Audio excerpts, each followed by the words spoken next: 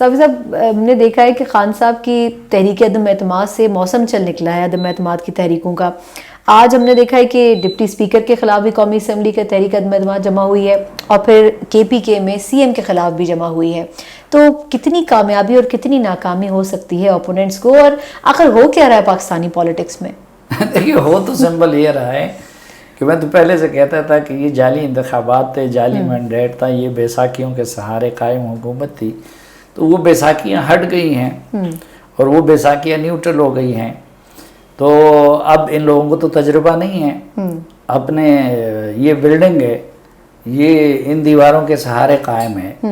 تو یہ دیواریں اگر ہٹ جائیں درمیان سے تو پھر یہ بلڈنگ کیسے سلامت رہ سکتی ہے؟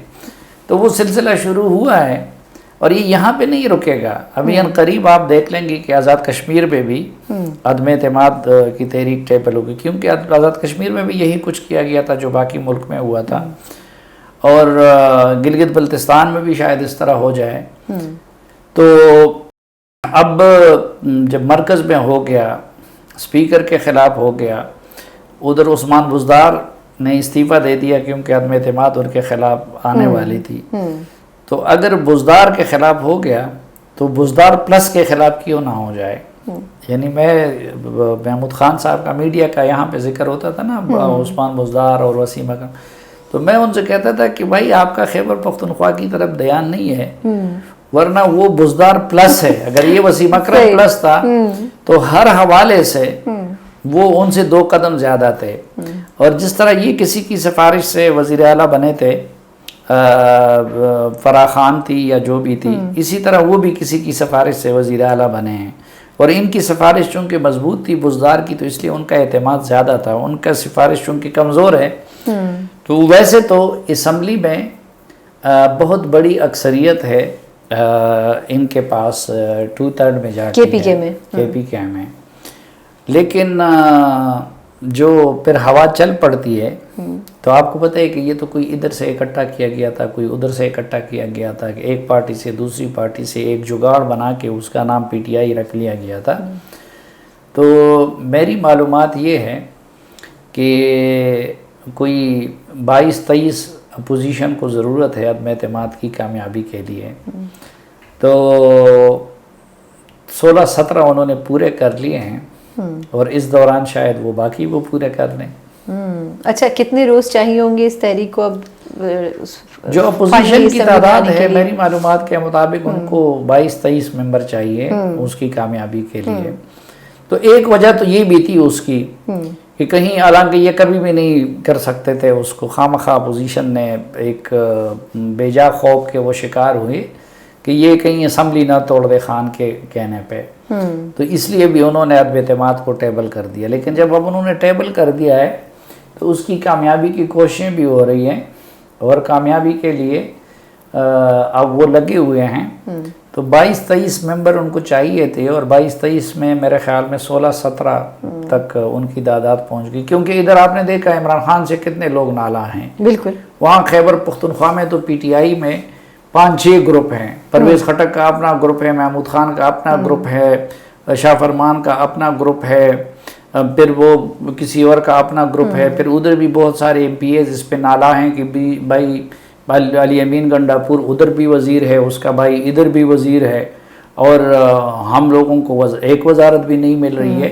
اور پھر ابھی جو پچھلے بلدیاتی انتخابات کے 2 مرحلے ہوئے, اس میں پہلی میں تو پھر PTI کو کافی لوگوں نے شکست دی نا ایک طرح سے. مطلب PTI کے خلاف ایک فیل تو موجود ہے. لوگ اپنی جگہ پہ نالا ہیں, کرپشن کے قصے الگ سے عام ہیں, اور پارٹی کا اب اتنا عرصہ ہو گیا. خیبر پختونخوا میں جب سے یہ حکومت بنی ہے, خیبر پختونخوا PTI کا کوئی صدر نہیں ہے, یعنی صوبائی سطح پہ ان کی تنظیم موجود نہیں ہے, اتنا انتشار ہے.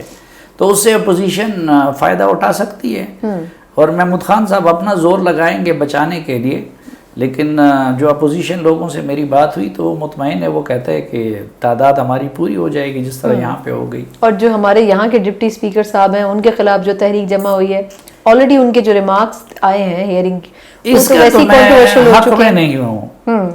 ٹھیک ہے, میں کہتا ہوں اس کی بجائے اب اپوزیشن کو چاہیے تھا کہ وہ سپریم کورٹ سے استدعا کرتی, کیونکہ ان پہ اتنی توانائی لگانے کی کیا ضرورت ہے. یہ تو کوئی جینون اسپیکر ہو، جینون ڈپٹی اسپیکر ہو تو آپ ان کے خلاف توانائی صرف کریں.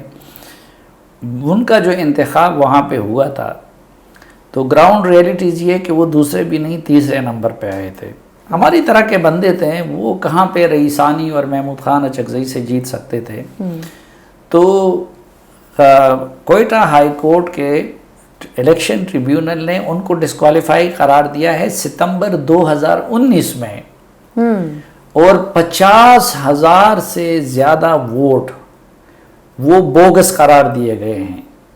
اس میں بعض پہ آپ نے سنا ہوگا نا، یار محمد ہند وہاں کے پی ٹی آئی کے صدر ہیں، میرے ساتھ انٹرویو میں انہوں نے کہا تھا کہ ہاتھوں کے اس سے کیا پاؤں کے انگوٹھے لگائے گئے ہیں. اور اس کے بعد پھر کچھ لوگوں کا کرم تھا تو سپریم کورٹ سے سٹے لے لیا گیا ان کا، تو 2-2.5 سال سے وہ سٹے پہ اوپر چل رہے ہیں.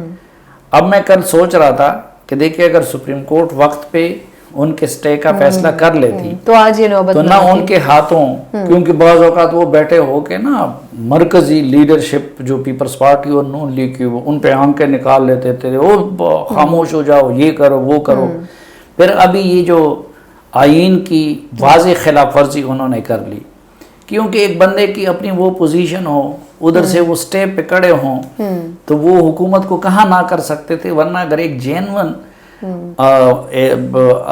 آئین کو سمجھنے والا اور جینون منتخب نمائندہ ہوتا تو وہ اس چیز کو اس وقت لا منسٹر کے منہ پہ مارتے. وہ ان کو کہتے کہ بھئی یہ آئین مجھے واضح طور پر کہتا ہے میں بطور اسپیکر کس بنیاد پہ تحریک عدم اعتماد کو مسترد کر دوں. تو اب اس کی بجائے میں کہتا ہوں کہ ان کو چاہیے تھا کہ وہ سپریم کورٹ سے استدعا کرتے کہ جی ان کا جو سٹے آرڈر ہے فیصلہ کیا جائے، ٹھیک ہے، تو شاید کام بڑے آسانی سے ہو جاتا. لیکن اب تو یہ مسئلہ ہے کہ سپریم کورٹ آف پاکستان نے یہ ڈکلیئر کر دیا کہ انہوں نے آئین شکنی کی ہے.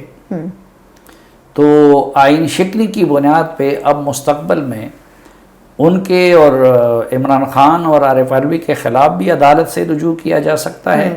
لیکن اب اپوزیشن نے یہ سوچا ہوگا کہ کیونکہ خان صاحب تو باز نہیں آ رہے ہیں کہ کل پرسوں ان سے کوئی اور حرکت نہ کروا دیں، تو انہوں نے اس لیے ان کے خلاف عدم اعتماد کی تحریک ٹیبل کر دی.